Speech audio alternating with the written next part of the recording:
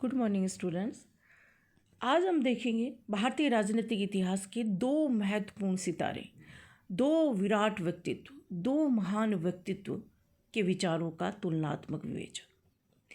सामने जो तस्वीर है आपके, उसे ऐसा लगता है कि ये दोनों व्यक्तित्व जैसे एक दूसरे में समाये हुए थे, एक ही थे, शरीर दो थे। और वाकई में जिस तरह से आज़ादी के आंदोलन का इन्होंने नेतृत्व किया, उसमें वैचारिक अंतर होते हुए भी जिस तरह से कदम मिला कर के अंग्रेज़ों से लोहा लिया, उसका हम कहेंगे दुनिया के शायद ही किसी इतिहास में कोई ऐसा एग्जाम्पल हो। तो और आज जिस आज़ादी की हवा में हम सांस ले रहे हैं, ये इन्हीं की देन है। और आज़ादी के बाद में 2 दशक तक नेहरू जी ने गांधी के सपनों को जिस तरह से साकार किया, गांधी जी की आत्मा ऐसा लगता है नेहरू जी में प्रवेश कर गई थी। दोनों की जो वैचारिक पृष्ठभूमि, पारिवारिक पृष्ठभूमि, या हम कहेंगे एजुकेशन, मतलब हम कह सकते हैं कि ये दो व्यक्तित्व बिल्कुल अलग थे, बिल्कुल ही अलग, लेकिन एक दूसरे में किस तरह से समा गए हम कल्पना ही नहीं कर सकते। हम एक तरह से कह सकते हैं कि वैचारिक असहमति होते हुए भी किस तरह से नेहरू गांधी जी के अनुयायी बनते चले गए और उनके सत्य और अहिंसा के आधार पर स्वतंत्रता आंदोलन का जो नेतृत्व गांधी जी ने किया, उस स्वतंत्रता आंदोलन में नेहरू जी की गहरी आस्था कैसे डेवलप होती गई हम कह ही नहीं सकते, हम बता ही नहीं सकते, बयान करना बड़ा मुश्किल है। लेकिन फिर भी मैं कोशिश करूँगी इन दोनों व्यक्तित्व जो एक दूसरे से जुदा थे, लेकिन कैसे वो करीब आए और किस तरह से उनके विचारों में असमानताएं होते हुए भी समानताओं में परिवर्तित होती चली गई। तो और दोनों ने मिल कर के जो आज़ादी का आंदोलन का नेतृत्व किया, बताने की आवश्यकता ही नहीं है। तो हम कह सकते हैं कि वैचारिक दृष्टि से देखें तो दोनों के व्यक्तित्व में महान व्यक्तित्व है और दोनों में महान अंतर भी है। दोनों ने एक होकर के कैसे काम किया, ये मेरे लिए एक पहेली है। क्योंकि जहाँ गांधी जी को हम बात करें, वो आधुनिकीकरण, औद्योगिकरण, यंत्रों के विरोधी, वो देश का आधुनिकीकरण चाहते ही नहीं थे। वो एक तरह से वर्ण व्यवस्था, जो हमारी पुरातन जो संस्कृति है, उसके अनुपालक थे। वो हमारे जो हम कहेंगे आध्यात्मिक स्वरूप हमारे देश का, उसके पुजारी थे। वो राम राज्य की कल्पना करते थे, ठीक है। तो और जब नेहरू की हम बात करें तो नेहरू जी तो पूरी तरह से, चाहे घर का वातावरण हो और चाहे विदेशी एजुकेशन हो, पूरी तरह से पाश्चात्य सभ्यता में रंगे हुए, पाश्चात्य संस्कृति और सभ्यता के एक तरह से जब भारत आए, तो ये तो नहीं कहूँगी कि वो अनुयायी थे, लेकिन ये कहूँगी कि पूरा प्रभाव था उन पर और प्रशंसक थे, ठीक है। लेकिन जैसे गांधी जी के नज़दीक होते चले गए, जैसा मैं पहले पूर्व के व्याख्यानों में कहा, उनका व्यक्तित्व बदलता गया। जहाँ गांधी जी धर्म, वर्ण, इनकी बातें करते हैं, और जब हम नेहरू की बातें करते हैं, उन पर किसी धर्म, किसी जाति, किसी वर्ग, वर्ण, किसी का कोई प्रभाव नहीं था। इन चीज़ों से वो बहुत दूर थे। वो विवेक का प्रतिनिधित्व करते थे। गांधी जी के व्यक्तित्व हमें आस्था नजर आती थी, वो ईश्वर और सत्य की बात करते थे। जबकि नेहरू की हम बात करें तो ऐसा व्यक्तित्व उनका दूर दूर तक नहीं था। जहाँ जैसा मैंने कहा आपको, गांधी जी का जो अर्थशास्त्र के जो सिद्धांतों की भी बात करें तो उनका अर्थशास्त्र नैतिकता पर आधारित, और नेहरू जी की हम बात करें तो उनका बिल्कुल तकनीकी। तो हम कह सकते हैं कि दोनों बिल्कुल अलग थे एक दूसरे से, लेकिन कैसे वो एक हुए, कैसे उनकी वैचारिक असमानता समानता में परिवर्तित हुई, वो हम देखेंगे। तो ये अपने आप में एक बहुत ही बड़ी बात है। मैं समझती हूँ कि जैसा मैंने पहले कहा, ऐसा एग्जाम्पल दुनिया में शायद ही कहीं मिलेगा। तो उसको हम डिटेल से देखते हैं। देखिए, ये मैं नेहरू जी का वक्तव्य, जो डिस्कवरी ऑफ इंडिया, जो उनकी बहुत ही विश्व साहित्य के इतिहास में इस बुक का एक बहुत महत्वपूर्ण स्थान है, उसमें उन्होंने लिखा है, प्रशस्तिपूर्ण टिप्पणी की है। उन्होंने क्या लिखा है, जब वो भारत आए तो किस तरह से प्रभाव, एक बार तो उनको लगा कि गांधी जी का जो व्यक्तित्व है, उस व्यक्तित्व को उन्होंने एक तरह से वैचारिक पिछड़ेपन की तरह ही समझा। देखिए, क्योंकि जो उनकी कार्यशैली थी, जो आध्यात्मिकता से ओतप्रोत शैली थी, जो सत्य और अहिंसा पर आधारित शैली थी, एक बार उनके मन में श्रद्धा नहीं जागी, लेकिन और वैचारिक असहमति और शुरू के जो 1916 से लेकर 1920-21 तक का जो टाइम था, उसमें अनेक बिंदुओं पर उन्होंने असहमति प्रकट की गांधी जी के विचारों की। और जब असहयोग आंदोलन का जो, जैसा मैंने पहले भी बताया था कि गांधी जी ने जब उस असहयोग आंदोलन को बीच में स्थगित कर दिया, तो नेहरू जी ने उसकी पुरजोर शब्दों में आलोचना भी की। लेकिन उसके बाद में हम देखते हैं कि नेहरू जी बिल्कुल ही बदल गए, वो गांधीमय हो गए। वो गांधीवाद के प्रशंसक नहीं थे, पर गांधीमय हो गए। देखिए, दोनों अलग शब्द हैं। गांधीवाद यानी जो विचारधारा थी उसके विरोधी हो सकते हैं, लेकिन गांधी के व्यक्तित्व से वो इतने प्रभावित हो गए कि गांधीमय हो गए, जैसा मैंने आपको कहा। तो देखिए वो क्या कह रहे हैं उनकी प्रशंसा में। गांधी जी ताज़ा हवा के उस प्रवाह की तरह थे जिसने हमारे लिए पूरी तरह फैलना और गहरे सांस लेना संभव बनाया। वह रोशनी की उस किरण की तरह थे जो अंधकार में बैठ गई और जिसने हमारी आंखों के सामने से आवरण को हटा दिया। देखिए कितने सुंदर शब्दों में गांधी जी के व्यक्तित्व को बयान कर रहे हैं वो। वह उस बवंडर की भांति थे जिसने बहुत सी चीज़ों में, विशेषतर श्रमिकों के मस्तिष्क में उथल पुथल पैदा कर दी, एक नई आशा का संचार कर दिया। जो दुखी और पीड़ित शोषित जीवन जी रहे थे, मान लीजिए, उन्होंने आशा का संचार किया। आज़ादी में उन्होंने भी सपने देखे और उन सपनों को गांधी जी ने देखा और पूरा करने की कोशिश की नेहरू जी ने। ठीक है, तो गांधी जी ऊपर से आए हुए नहीं थे, अपितु भारत के करोड़ों व्यक्तियों के मध्य से उत्पन्न हुए थे। उनकी भाषा वही थी जो आम लोगों की थी। देखिए, आम था उनका व्यक्तित्व, बिल्कुल भारतीयता से ओतप्रोत व्यक्तित्व था, उनको भारतीय विचारधारा से ओतप्रोत व्यक्तित्व था। तो इसलिए वो हमारी जो आम जनता के अंदर समाते चले गए और वे निरंतर उस जनता की और उसकी भयावह दुर्दशा की ओर ध्यान आकर्षित करते थे। देखिए ये विचार, और यही हम कहेंगे कि नेहरू जी का आज़ादी के बाद में जब वो प्रधानमंत्री बने तो इन वैचारिक दृष्टिकोण को ही इम्प्लीमेंट करने की कोशिश की। देखिए उनकी नीतियाँ हमेशा गरीबों के लिए रही।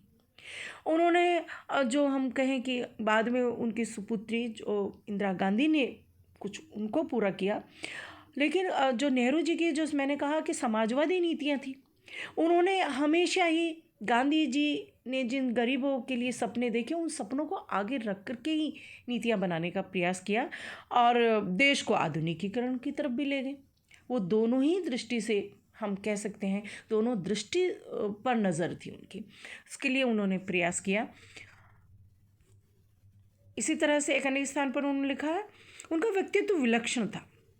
सामान्य मापदंडों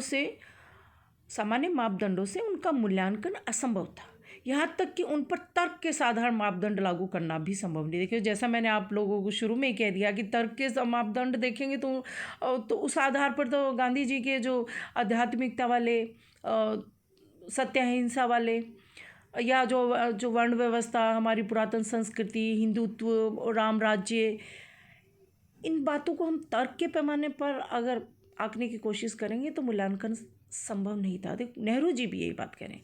यहाँ तक कि उन पर तर्क के साधारण मापदंड लागू करना भी संभव नहीं है, क्योंकि वह हृदय की गहराइयों से क्रांतिकारी थे और भारत की स्वतंत्रता के प्रति समर्पित। सच ये था जिसको नेहरू जी ने शुरुआत में अपने अंदर आत्मसात कर लिया कि अगर देश को स्वतंत्रता दिलानी है तो भले ही गांधी जी क्रांतिकारी नज़र नहीं आते, लेकिन हृदय की गहराइयों से वो क्रांतिकारी थे और वो देश को स्वतंत्रता दिला सकते थे। इसलिए उनकी नेतृत्व की छत्र छाया में उन्होंने जैसा जैसा कहा वैसे वैसे नेहरू जी ने किया। अतः यह सुनिश्चित था कि वे स्वतंत्रता की प्राप्ति हो जाने तक उसके बिना कोई समझौता किए अपनी सार्थक भूमिका का निर्वाह करते रहेंगे। देखिए, और यही उन्होंने किया। देखिए 1947 में देश आज़ाद हुआ, भले ही उसका विभाजन हुआ, बहुत दुखी अंतरात्मा से गांधी जी ने भी उसको स्वीकार किया, लेकिन आज़ादी दिलाई उन्होंने और अपनी सार्थक भूमिका का निर्वाह करते रहे। और जैसे ही आज़ादी दिलाई, अगले ही साल जिस भी तरह से वो हमारे बीच से इस दुनिया से चले गए। ठीक है, तो हम देखेंगे अब नेहरू और गांधी के वैचारिक जो समानता और असमानताएं थी उनका विश्लेषण। ठीक है, ये तो स्पष्ट है जैसा मैंने आपको कहा कि वैचारिक असमानता होते हुए भी नेहरू जी की गांधी जी के प्रति जो श्रद्धा थी, जो भावनात्मक अनुराग था और ये विश्वास कि गांधी जी के नेतृत्व में हमें आज़ादी प्राप्त होकर रहेगी। ठीक है, तो भले ही कुछ बिंदुओं पर उनकी असहमति थी और उस असहमति को अनेक बार गांधी जी के सामने रखा गया और एक तरह से कह सकते हैं कि नेहरू जी की आलोचना की गई कि वो तो आपके विचारों से तो सहमत ही नहीं है। लेकिन गांधी जी हमेशा क्या कहते थे, उस असहमति पूर्ण उस आलोचनात्मक रवैयों की अनदेखी करते हुए गांधी जी ने विश्वासपूर्वक कहा कि जब मैं नहीं रहूँगा तो जवाहरलाल मेरी भाषा बोलेगा। और वास्तव में ही जब देश आज़ाद हुआ, भारत का संविधान बना, संविधान में हम, जैसा मैंने पहले के व्याख्यानों में बताया कि दो ही महत्वपूर्ण व्यक्तित्व के विचारों की छाप थी, डॉक्टर भीमराव अंबेडकर और पंडित जवाहरलाल नेहरू। दोनों की मूल सोच एक ही थी। तो हम कह सकते हैं कि नेहरू जी ने जो गांधी जी के जो राजनीतिक, सामाजिक, आर्थिक जो सपने थे, उन मूलभूत सपनों को, उन जनता के जो उन प्रश्नों का समाधान करने का प्रयास किया। हम कह सकते हैं कि जो मतभेद थे वो बिल्कुल दूर हो गए जब नेहरू जी ने प्रधानमंत्री के रूप में कार्य किया। और उनका जो प्रधानमंत्री के रूप में जो मेन जो उनका मोटिव था वो यही था कि देश में कैसे आर्थिक समानता आए, कैसे गरीबी दूर हो, कैसे समाज में भेदभाव समाप्त हो, या हम कहें कि ऐसी नीतियाँ, न सिर्फ राष्ट्रीय, देखिए अपने आप में बहुत बड़ी बात है, न सिर्फ राष्ट्रीय, अंतर्राष्ट्रीय स्तर पर भी जब द्वितीय विश्व युद्ध समाप्त हुआ था, देश दो भागों में, देश का पूरी दुनिया दो भागों में बट गई थी, साम्यवादी गुट और पूंजीवादी गुट। उसमें उन्होंने अपने ही विचारों की, गांधी जी के विचारों की एक अलग ही छाप रखी और दोनों ही गुट लालायित थे उनको अपनी तरफ मिलाने के लिए और महत्वपूर्ण स्थान देने के लिए। लेकिन गांधी जी ने उन दोनों गुटों से परे ही अलग नीति अपनाई, जिसको हम क्या कहते हैं, गुट निरपेक्ष आंदोलन की नीति। तीसरा ही गुट बनाया उन्होंने, और वो गुट कौन सा था? वो गुट न पूंजीवादी था, न पूरी तरह से समाजवादी, न पूरी तरह से पूंजीवादी और न पूरी तरह से समाजवादी। वो दोनों ही नीतियों का समर्थक और दोनों ही नीतियों का विरोधी। जो जो अच्छी बातें उनको नज़र आई वो उन्होंने अपने सिद्धांतों में स्वीकार की। तो हम कह सकते हैं, और इसलिए भी किया ताकि हम एक बार दास्तां से निकलें फिर किसी दूसरी दास्तां में न चले जाएं। देश नहीं जाएगा तो विचारधारा के रूप में जाएंगे, क्योंकि हम साम्यवादी गुट में जाएंगे तो साम्यवादी और सोवियत संघ के प्रभाव में रहेंगे, और पूंजीवादी गुट में जाएंगे तो अमेरिका के प्रभाव रहेंगे। और प्रभाव में रहना भी एक तरह से गुलामी है, और वो इस तरह की गुलामी को स्वीकार नहीं करना चाहते थे। और देखिए अपने आप में कितनी अलग बात है कि उन्होंने अपनी अलग ही पहचान बनाई, और सिद्धांत भी कौन से बनाए? पंचशील, मध्यस्थता के, अनाक्रमण के, अहस्तक्षेप के, इस तरह के सिद्धांत उन्होंने रखे और विश्व में उनको पहचान मिली। और अंतर्राष्ट्रीय स्तर पर हम बहुत गरीब देश थे, क्योंकि आज़ाद हुआ ही था देश, सैनिक रूप से भी हम बहुत कमज़ोर थे। उसी की कमज़ोरी का फ़ायदा हम कह सकते हैं कि चाइना ने उठाया। लेकिन नेहरू जी के नेतृत्व में हम आर्थिक मजबूती के लिए प्रयास कर रहे थे, और हमारी कमज़ोर स्थिति के होते हुए भी ये अपने आप में कितनी बड़ी बात है कि विश्व स्तर पर नेहरू जी और हमारे देश को जो मान्यता मिली, किसी भी स्वतंत्र देश ने जो स्वतंत्रता प्राप्त की किसी भी देश को नहीं मिली। चाहे वो यूएनओ की बात हो या अंतर्राष्ट्रीय स्तर पर, हम कह सकते हैं कि हम छाए हुए थे अपनी अलग ही नीतियों के कारण। ठीक है, एक मैं कह सकती हूँ 1962 का आक्रमण और उसमें हमारी पराजय को इग्नोर तो नहीं कर सकते, लेकिन उसको एक बार हटा दिया जाए तो नेहरू जी का योगदान कभी विस्मृत किया ही नहीं जा सकता। और वो भी एक, हम कह सकते हैं, विश्वासघात था, क्योंकि ऊपरी तौर पर चाइना और भारत हिंदी चीनी भाई भाई के नारे लग रहे थे, मित्रतापूर्ण संबंध स्थापित हो रहे थे। चाइना ने भी मध्यस्थता और पंचशील के सिद्धांतों के प्रति अपनी श्रद्धा प्रकट की, लेकिन वो अलग बात है, हुआ उल्टा। तो उसमें हम कह सकते हैं कि वो एक तरह से नेहरू जी के जो कार्यकाल था उसमें एक कलंक है एक तरह से। लेकिन नेहरू जी ने फिर उस बात को समझा और उनके इतनी पीड़ा हुई उस विश्वासघात से कि वो विश्वासघात उनकी मृत्यु का कारण बना। तो चलिए हम देखते हैं इन पॉइंट्स के आधार पर गांधी जी और नेहरू जी के विचारों की तुलना। पहला है अहिंसा की नीति। देखिए, सत्य और अहिंसा गांधी जी के विचार दर्शन की क्या थी? आधारशिला। ये गांधी जी के संपूर्ण व्यक्तित्व में ही नहीं, गांधी जी इसको सिर्फ ऐसा नहीं कि कोई राजनीतिक आंदोलन के लिए या हम कहें कि देश को आज़ादी दिलाने के लिए ही उनका प्रयास था। ये पूरे विश्व स्तर पर व्यक्ति से लेकर के और अंतर्राष्ट्रीय स्तर पर अहिंसा के मंतव्य को जो महत्व देते थे, या ये कहे कि अहिंसा के मर्म को जो वैल्यू देते थे, उस दृष्टि से देखा जाए तो नेहरू जी को उतनी आस्था नहीं थी। अहिंसा को गांधी जी ने प्रत्येक क्षेत्र में अपनाना चाहा, प्रत्येक क्षेत्र में, प्रत्येक जीवन के प्रत्येक क्षेत्र में और विश्व के प्रत्येक क्षेत्र में। उन्होंने कहा कि विश्व के सारी समस्याओं का समाधान इस अहिंसा की नीति के माध्यम से ही है। जब हम नेहरू जी की बात करते हैं तो अहिंसा के प्रति वो श्रद्धा के भाव नेहरू जी के नहीं थे, पर श्रद्धा न होते हुए भी गांधी जी अहिंसा को एक व्यवहारिक नीति समझते थे। वो इस बात को समझते थे कि गांधी जी की ये अहिंसा की नीति देश की आज़ादी की ओर ले जाने का बहुत बड़ा मार्ग है, और इस बात को समझते थे कि अहिंसा और सत्य और अहिंसा की नीति द्वारा अंततः हमें देश को आज़ादी मिलेगी।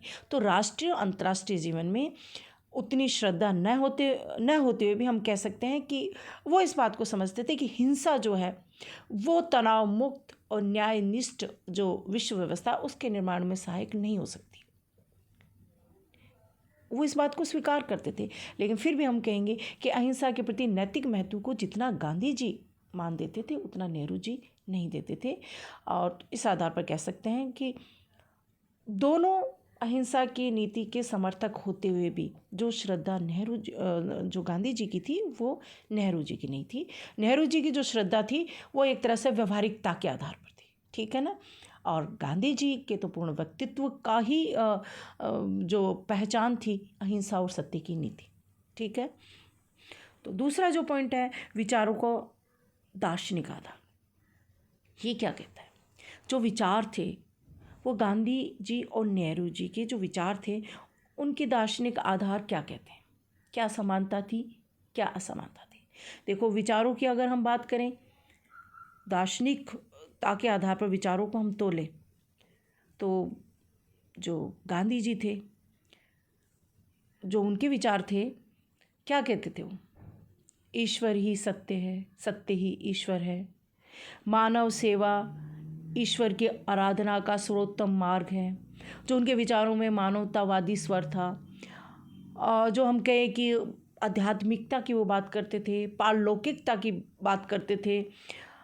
हम कह सकते हैं कि गांधी जी हमारी जो पुरातन संस्कृति है उसके प्रति उनकी अगाध आस्था थी, उस पर उनको पूरा विश्वास था। यहाँ तक कि उन्होंने देखिए वर्ण व्यवस्था को भी आज के युग में अपनाने की बात कही, और हिंदुत्व को कभी उन्होंने ये नहीं कही कि कोई संकीर्णता के आधार पर स्वीकार किया, नहीं।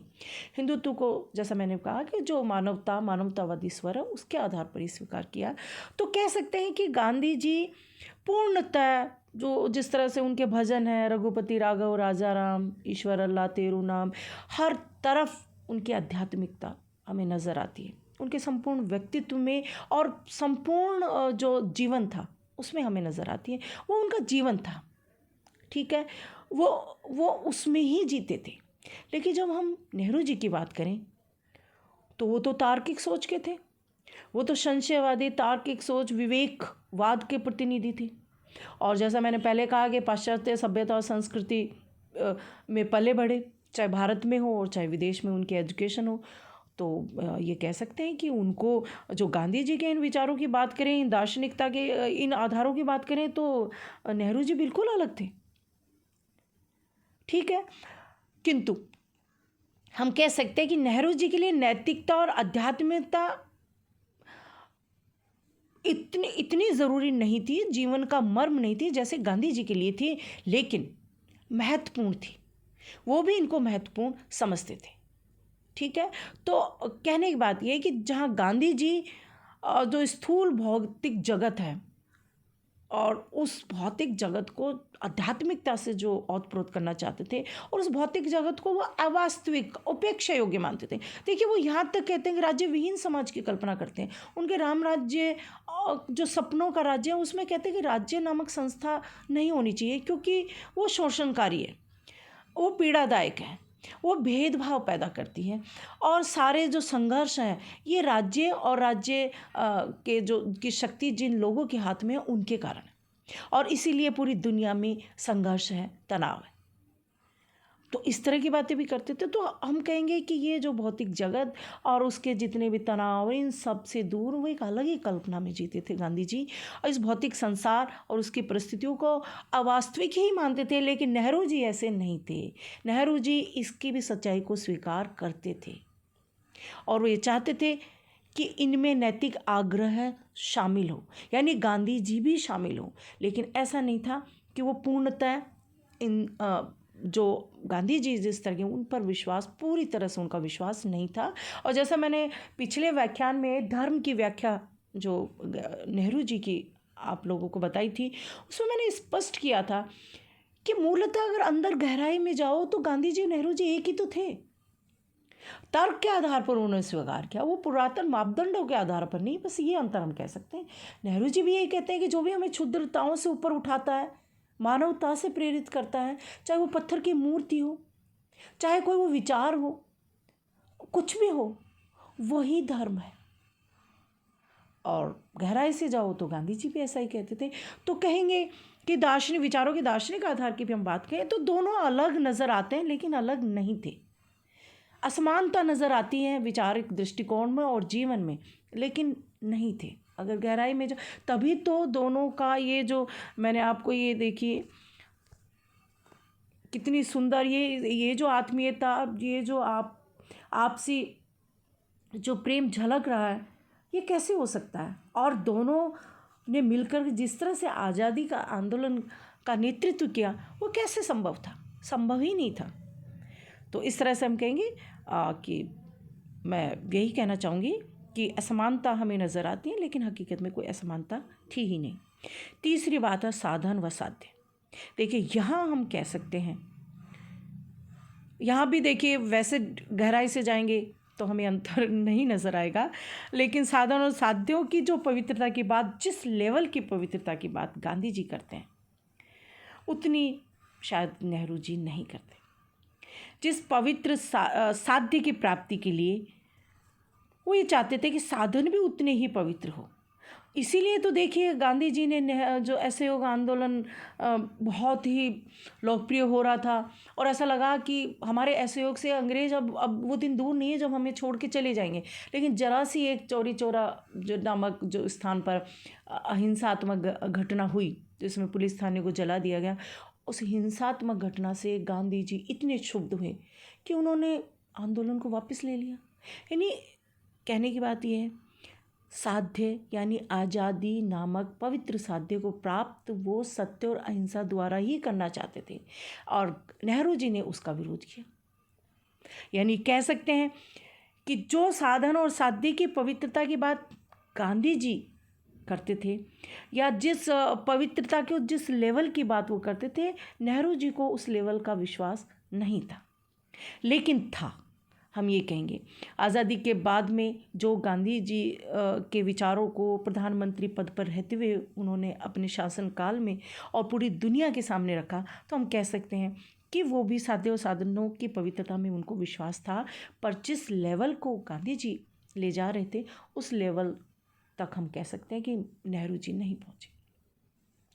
तो हम कह सकते हैं कि साध्यों की पवित्रता और साधनों की पवित्रता दोनों के प्रति जो गांधी जी का दृष्टिकोण था वो स्वीकार्य नेहरू जी को भी था, लेकिन हम कह सकते हैं कि अनेक स्थानों पर नेहरू जी ने हो सकता है कि साधनों की उस पवित्रता को स्वीकार नहीं किया। और जब आप अंतर्राष्ट्रीय स्तर पर देखिए, जब प्रधानमंत्री के रूप में नेहरू जी कार्य कर रहे थे तो हकीकत में सच तो ये कि उन्होंने कोई भी अनुचित साधनों का प्रयोग नहीं किया अपनी नीति में। और इसका हम कह सकते हैं कि जो उनकी जो सोच थी, जो सकारात्मक सोच, साधनों साध्यों की पवित्रता का जो मेल वो करना चाहते थे, इसी कारण से पूरी दुनिया में जो शांति और तनाव रहित विश्व की स्थापना के लिए जो उन्होंने प्रयास किया वो गांधी जी के विचारों का ही प्रभाव था। तो इस तरह से हम कह सकते हैं साधन और साध्य की भी अगर हम बात करें तो जैसे असहयोग आंदोलन का मैंने आपको एग्जाम्पल दिया कि नेहरू जी ने आलोचना की, किंतु उस आधार पर हम ये नहीं कह सकते कि नेहरू जी साधनों की पवित्रता में विश्वास नहीं करते थे। वो भी साध्य और साधनों दोनों की पवित्रता में विश्वास, उनका संपूर्ण जीवन और आगे प्रधानमंत्री का काल हम ऐसा ही देख सकते हैं। तो देखिए, ये देखिए कितनी बढ़िया तस्वीर है, कोई गंभीर संवाद कर रहे हैं। ये पिक्चर्स देख करके बड़ा अच्छा लगता है, ऐसा लगता है जैसे हम उस दौर में चले गए और ये सब नहीं हो तो हमें पता भी नहीं चले कि कभी हमारा देश परतंत्र था और हज़ारों लाखों किलोमीटर दूर से आई हुई एक विदेशी जाति हम पर शासन कर रही थी। और शासन करने के लिए आते थे वहाँ हमारे देश में लोग और अपना कार्यकाल पूरा करके अपने देश चले जाते थे। अंग्रेज़ों की एक काफ़ी जमात हमारे यहाँ रहती थी हम पर शासन करने के लिए। कितनी बड़ी बात है, कुछ हज़ार लोग करोड़ों लोगों पर शासन कर रहे थे और गांधी जी और नेहरू जी ने उस शासन से हमें मुक्ति दिलाई। और हिंसात्मक नीति द्वारा अगर हम प्रयास करते तो विश्व की जो साम्राज्यवादी शक्ति थी उसके पास अपार शक्ति थी, अपार क्षमता थी, हम उसका मुकाबला कर ही नहीं सकते थे, न जाने कब हमें आज़ादी मिलती। लेकिन जो नैतिक साधन गांधी जी ने अपनाए, जो मैंने कहा ना साधन और साध्य, और गांधी जी के नेतृत्व में नेहरू जी, लाल बहादुर शास्त्री और न जाने कितने क्रांतिकारियों ने उनकी इन साधनों पर अमल किया और उसका परिणाम ये हुआ कि 1947 में हमें आज़ादी मिली। ये देखिए लोगों की चेहरे पर मुस्कान ये बता रही है कि नेहरू जी के स्पीच को सुनकर उनको कितना अच्छा लग रहा है।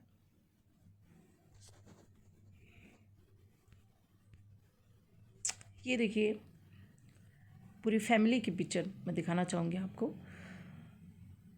बाएं से स्पष्ट नज़र आ रहे हैं पंडित जवाहरलाल नेहरू, उनके पास में उनकी बहन विजयलक्ष्मी पंडित है और इसमें देखिए छोटी सी बालिका नज़र आ रही है, ये है हमारी प्रधानमंत्री रही इंदिरा गांधी।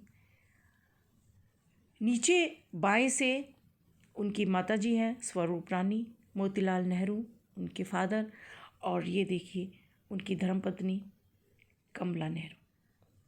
इस पिक्चर को देख करके जहन में एक बात आ रही है कि वास्तव में कितनी उदारवादी सोच की ये फैमिली थी।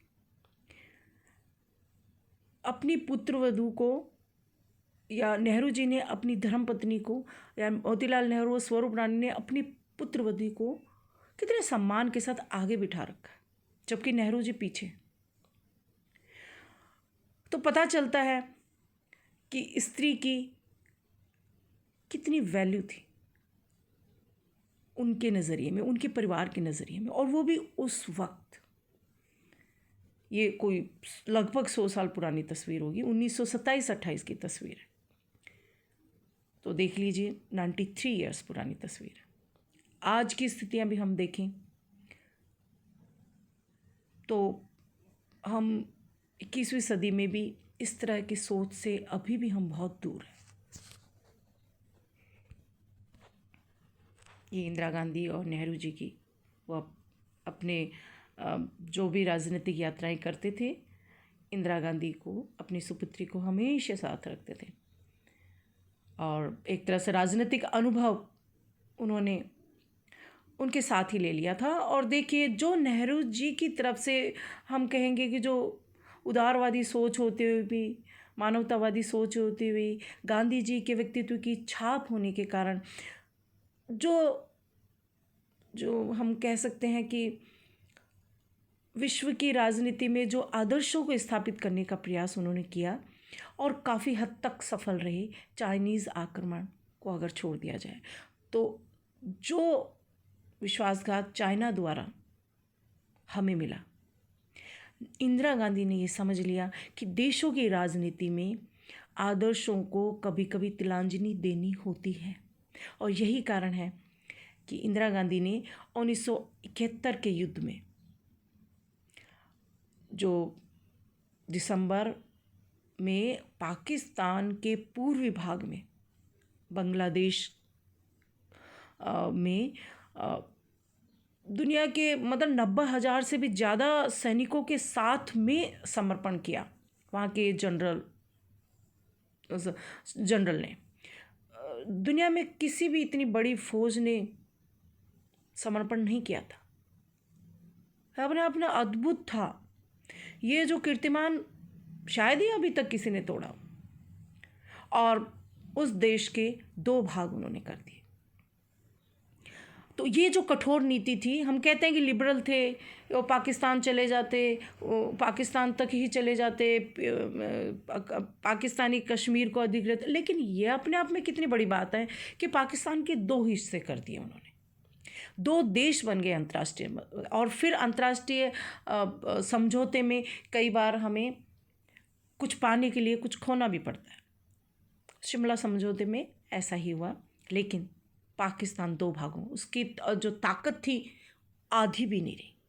आज बांग्लादेश पाकिस्तान से आगे हैं अनेक मोर्चों पर। तो ये दोनों प्रधानमंत्री। आज के लिए इतना ही। धन्यवाद।